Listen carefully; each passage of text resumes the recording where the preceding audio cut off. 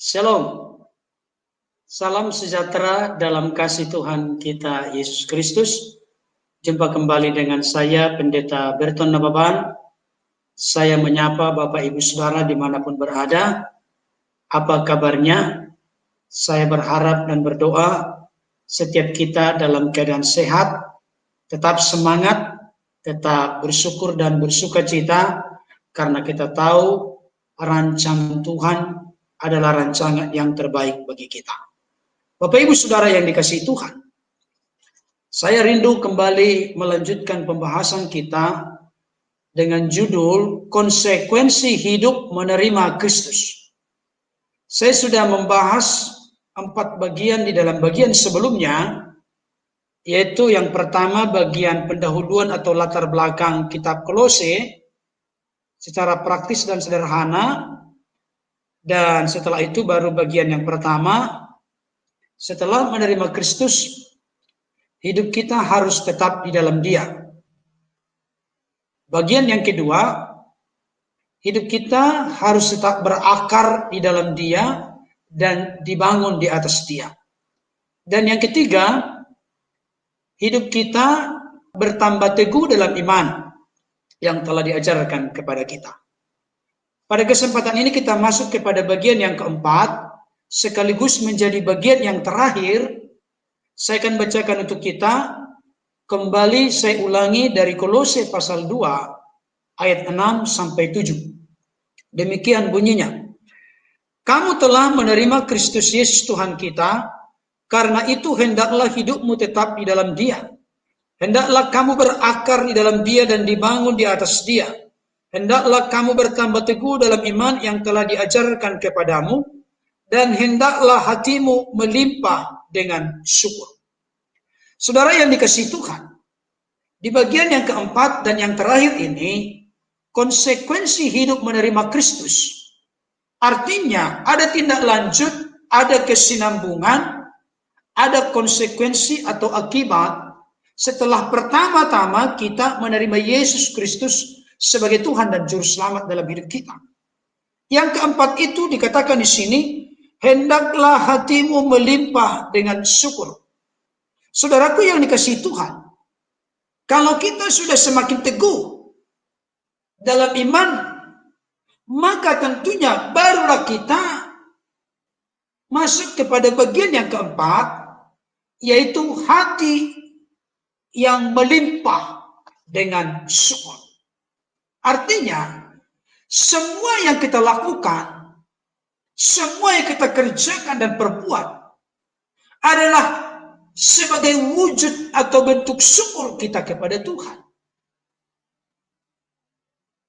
Dan saya perlu sampaikan kepada kita saat ini, inilah inti perbedaan keselamatan dalam kekristenan dibandingkan dengan agama lain. Kenapa, saudara? Tolong kita perhatikan ini secara seksama, secara serius dan sungguh-sungguh. Agama lain melakukan kebaikan supaya mereka diselamatkan atau masuk surga. Saya ulangi sekali lagi, agama lain mereka melakukan dulu kebaikan, setelah itu baru mereka diselamatkan atau masuk surga. Nah, takaran kebaikan yang baru dilakukan itu seberapa besar?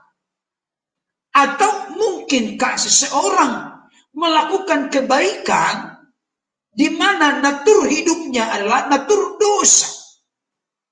Kitab Yesaya berkata, kesalehan manusia seperti kain kotor. Bukan keberdosaan, kesalahan, kekotoran, kenajisan manusia seperti kain kotor, bukan. Tapi kesalehan manusia yang seperti kain kotor. Itu firman Tuhan. Kalau kesalehan manusia seperti kain kotor, bagaimana dengan kejahatan, keberdosaan manusia? Seperti apa? Dan kain kotor yang dimaksud di situ, Bapak Ibu Saudara, mohon maaf, itu seperti kain pembalut wanita. Tidak mungkin seseorang akan tahan lama mencium kain pembalut wanita. Dalam konteks tradisi Yahudi, itu adalah sesuatu yang najis dan kotor. Itu konteks pemikirannya. Makanya seseorang yang mengalami datang bulan atau haid, dia harus ditahirkan terlebih dahulu dari haidnya, baru dia bisa kembali untuk beribadah kepada Tuhan. Bapak Ibu Saudara, agama lain melakukan kebaikan supaya mereka diselamatkan, supaya mereka masuk surga. Dan itu pun masih mudah-mudahan. Tidak ada ukuran atau takaran berapa banyak kebaikan yang harus dilakukan, baru mereka diselamatkan, baru mereka masuk surga. Tapi konteks kekristenan, kita berbuat baik bukan supaya masuk surga, bukan supaya diselamatkan. Tidak, saudaraku. Kita diselamatkan semata-mata oleh karena anugerah Tuhan. Dan kalau kita sudah menerima keselamatan itu, maka kita pun patut bersyukur kepada Tuhan. Apapun yang kita buat terhadap Tuhan dan sesama manusia, sebetulnya itu merupakan wujud dari rasa syukur kita kepada Tuhan. Kalau boleh diibaratkan seperti pohon, saudaraku, berarti itu adalah buahnya. Buah yang dapat dicicipi dan dinikmati oleh orang lain. Hidup kita menjadi berkat bagi orang lain lewat apa yang kita buat, apa yang kita lakukan, apa yang kita kerjakan, lewat wujud nyata kasih kita kepada sesama. Dan tentunya itu adalah wujud nyata dari kasih kita kepada Tuhan. Bapak Ibu Saudara, pohon berakar, bertumbuh, akhirnya berbuah.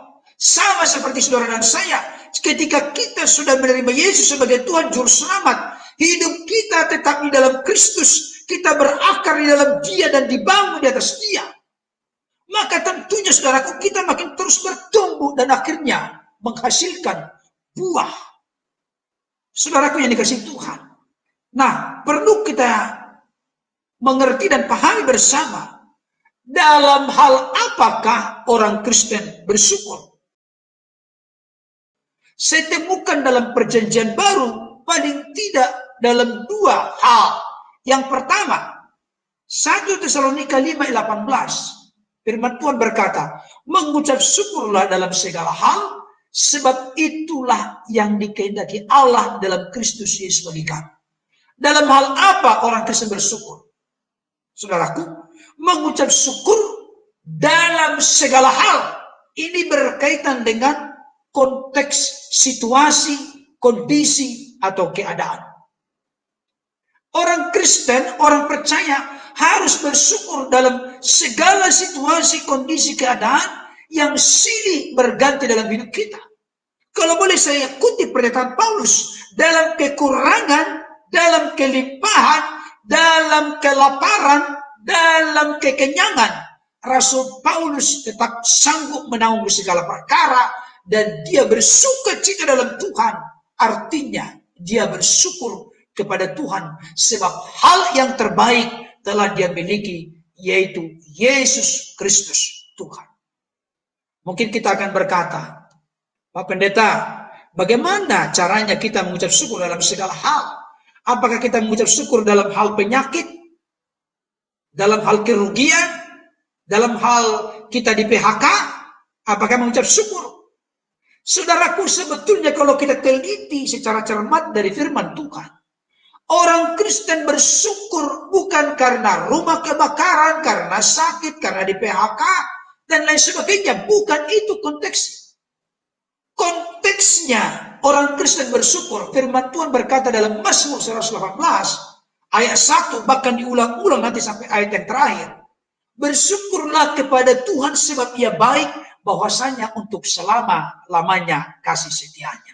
Kita bersyukur sebab Tuhan baik. Bapak Ibu Saudara akan bertanya kepada saya, bagaimana dengan contoh di PHK dari pekerjaan? Pertanyaannya, di PHK dari pekerjaan oleh karena apa? Oleh karena perusahaannya yang bermasalah, atau oleh karena karakter kita yang tidak jujur, suka mencuri, suka korupsi, suka terlambat, tidak disiplin, tidak bertanggung jawab? Itu berarti titik persoalan kesalahannya ada pada diri kita. Saudaraku, Tapi kalau saudara dan saya telah melakukan pekerjaan dengan disiplin, telah tepat waktu, rajin, tidak korupsi, jujur, dapat dipercaya, bertanggung jawab, tapi tetap di PHK oleh karena situasi kondisi perusahaan. Saya mau kasih tahu, jangan putus asa, jangan lemah dan tidak berdaya. Jangan kecewa, saudaraku. Karena itu adalah masalah sungguhan yang sedang terjadi dalam hidup kita. Tuhan pasti buka jalan dengan caranya yang ajaib, dalam kuasanya yang sempurna, bahkan dalam waktu yang selalu tepat dan indah Tuhan berikan. Bapak Ibu Saudara, kita bersyukur sekalipun situasi kondisi keadaan di PHK, karena kita tahu Tuhan itu baik. Firman Tuhan berkata, jangan perasaan yang berkata. Firman Tuhan berkata, kita tahu sekarang Allah turut bekerja dalam segala sesuatu untuk mendatangkan kebaikan bagi mereka yang mengasihi Dia, bagi saudara dan saya yang mengasihi Tuhan, bagi kita yang terpanggil sesuai dengan kehendak dan rencananya. Bapak Ibu Saudara yang dikasihi Tuhan, Tuhan menghendaki kita untuk mengucap syukur dalam segala hal, apapun situasi kondisi keadaan yang sedang kita hadapi. Saya teringat dengan satu ilustrasi Bapak Ibu Saudara. Di Tiongkok kuno ada sebuah keluarga, di mana keluarga ini terdiri dari seorang ibu dan anak, dan suaminya telah meninggal. Tidak ada harta warisan yang ditinggalkan oleh sang suami atau sang ayah ini kepada istrinya dan kepada anaknya, kecuali hanya seekor kuda. Hanya itu warisannya. Ya tentunya tempat tinggalnya, rumahnya yang sangat sederhana. Saudaraku, anaknya ini masih remaja. Dan keluarga ini adalah keluarga yang takut akan Tuhan. Keluarga yang mencintai, mengasihi Tuhan. Dan jangan lupa ciri khas dari keluarga ini adalah keluarga yang suka mengucap syukur kepada Tuhan. Oleh karena mereka tahu Tuhan itu baik, bahwasanya untuk selama-lamanya kasih setianya. Jadi apapun situasi, kondisi yang datang silih berganti dan bertubi-tubi terjadi dalam hidupnya, keluarga ini selalu berkata, kami bersyukur sebab Tuhan baik, bahwasanya untuk selama-lamanya kasih setianya. Saudaraku, pendek cerita, baru beberapa lama suaminya meninggal. Tiba-tiba kuda hanya seekor yang mereka punya sebagai warisan dari ayah dari sang remaja ini. Tiba-tiba hilang lenyap bagaikan di dalam bumi. Tidak tahu kemana, dicari dan dicari. Sekeliling rumah dicari. Di padang rumput dicari. Di mana dicari? Nggak ketemu sekarang. Kuda, harta warisan satu-satunya, hilang lenyap seperti ditelan bumi. Orang-orang sekitarnya, tetangganya pun berkata kepada ibu dan anak ini, apakah ibu dan kamu masih tetap bersyukur kepada Tuhan dan engkau berkata Tuhan itu baik? Ibu dan anak ini selalu berkata, kami tetap bersyukur apapun yang terjadi, sebab kami tahu Tuhan itu baik, bahwasanya untuk selama-lamanya kasih setianya. Kuda harta warisan ditinggalkan suaminya sudah hilang, mereka tetap bersyukur. Tetapi terjadilah sesuatu yang mengagetkan keluarga ini, bahkan seluruh desa tempat di mana mereka tinggal. Sebab apa? Setelah 2 minggu berlalu, ternyata kuda itu kembali lagi, saudaraku. Dan yang anehnya, kuda ini 2 minggu hilang karena dia pacaran di tempat yang cukup jauh. Dia pacaran dengan kuda liar. Karena kuda jantan ini sudah sangat cinta kepada kuda betina yang adalah milik dari ibu dan anak ini. Akhirnya kuda ini pun tidak bisa merelakan terpisah dari kuda betina ini. Akhirnya kuda jantan pun ikut, sekalipun masih cukup liar. Akhirnya dimasukkan ke kandang. Saudaraku, anak remaja ini berupaya untuk menjinakkan kuda liar ini. Dan akhirnya kan sekarang mereka jadi punya 2 kuda. Orang-orang di kampung atau desa itu pun geleng-geleng kepala. Mereka ini bersyukur, ternyata tadinya kuda mereka hilang lenyap seperti ditelan bumi, tiba-tiba sekarang mereka jadi punya 2 kuda. Tiba-tiba saudaraku, sang anak dari ibu ini ingin menjinakkan kuda yang liar ini dengan cara menungganginya. Setelah ditunggangi saudara oleh karena memang cukup liar, maka kuda yang ditunggangi oleh anaknya yang remaja ini pun menjingkrak, kaki depannya diangkat ke atas sambil dia bersuara, gitu kan? Akhirnya tiba-tiba apa yang terjadi? Anaknya satu-satunya dari sang ibu ini pun jatuh terpelanting, kakinya pun patah. Saudara, orang-orang di desa itu berkata, "Ibu, apakah ibu masih bersyukur Tuhan baik bahwasanya untuk selama-lamanya kasih setianya?" Ibu itu berkata, "Aku sangat bersyukur kepada Tuhan karena apapun situasi kondisi yang terjadi, Tuhan tetap pegang kendali. Tuhan punya maksud dan tujuan di balik daripada semuanya. Kami tetap bersyukur kepada Tuhan." Saudara, karena ibu ini berkata, hanya kaki anak saya yang patah. Itu pun hanya sebelah kakinya yang patah. Tidak ikut tangan dan juga hal yang lain yang mengalami gangguan, hanya kakinya yang patah. Saudaraku, tiba-tiba terjadilah sesuatu. Adalah peraturan yang dibuat secara menyeluruh. Setiap remaja, pemuda, orang tua, bapak-bapak semuanya harus ikut berperang oleh karena ada musuh yang menyerang desa kita. Saudaraku, oleh karena anak remaja dari ibu ini kakinya patah, dia pun tidak ikut berperang. Dan pendek cerita, seluruh laki-laki di kampung itu dari remaja sampai orang tua, semuanya kalah berperang. Hanya anak remaja ini yang hidup. Saudara dikasih Tuhan, ini sebuah contoh yang sangat mengingatkan, menyadarkan kita. Apapun situasi, kondisi yang terjadi dalam hidup kita saat ini, jangan lupa bersyukur kepada Tuhan, sebab Ia baik bahwasanya untuk selama-lamanya kasih setianya. Sama seperti satu keluarga kecil ini, sang ibu yang sudah janda ini dan anaknya selalu bersyukur kepada Tuhan karena mereka tahu Allah turut bekerja dalam segala perkara untuk mendatangkan kebaikan. Akhirnya anaknya selamat, tidak ikut berperang dan tidak mengalami kematian. Saudaraku, ada misteri, ada rahasia, ada mujizat, ada perkara-perkara besar yang Tuhan mau kerjakan bagi siapapun saudara dan saya yang selalu belajar bersyukur kepada Tuhan. Karena memang firman Tuhan mengatakan kepada kita, hendaklah hatimu melimpah, meluber dengan syukur. Saudaraku dikasihi Tuhan. Yang kedua, dalam apa kita harus bersyukur? Efesus 5 ayat 20 berkata, ucaplah syukur senantiasa atas segala sesuatu. Artinya apa? Pertama tadi mengucap syukur atas situasi, kondisi, keadaan yang kita hadapi, oleh karena Tuhan baik. Yang kedua, mengucap syukur atas benda, harta, kekayaan, uang atau apapun yang melekat pada diri kita, apakah itu kecil, sedang, besar, kita harus bersyukur. Bersyukur atas aqua, bersyukur atas sirup, bersyukur atas pecel lele, bersyukur atas goreng-gorengan atau pisang goreng, bersyukur atas Kentucky Fried Chicken, bersyukur atas segala sesuatu, atas apapun yang Tuhan karuniakan dalam hidup kita. Saudaraku, bersyukur atas sepeda motor, barangkali mungkin sudah agak susah untuk dihidupkan, tidak bisa lagi di starter. Bersyukur atas perkara-perkara kecil sedang besar yang Tuhan kerjakan dalam hidup kita, karena kita tahu seluruhnya itu adalah bukti cinta kasih Tuhan dan sebuah bentuk proses untuk kita makin didewasakan dalam Tuhan. Saudara yang dikasih oleh Tuhan, mari saat ini kita kembangkan syukur dalam hidup kita. Dalam situasi susah senang, sakit sehat, bersyukurlah tetap kepada Tuhan. Amin, saudaraku.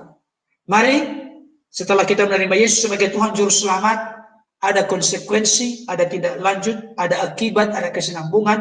Yang pertama, hidup kita tetap dalam Dia. Yang kedua, hidup kita berakar di dalam Dia dan dibangun atas Dia. Yang ketiga, hidup kita bertambah teguh dalam iman yang disarkan kepada kita. Yang keempat, hidup kita melimpah dengan syukur. Kiranya kebenaran firman Tuhan ini dapat menjadi berkat bagi kita. Tuhan Yesus memberkati. Amin.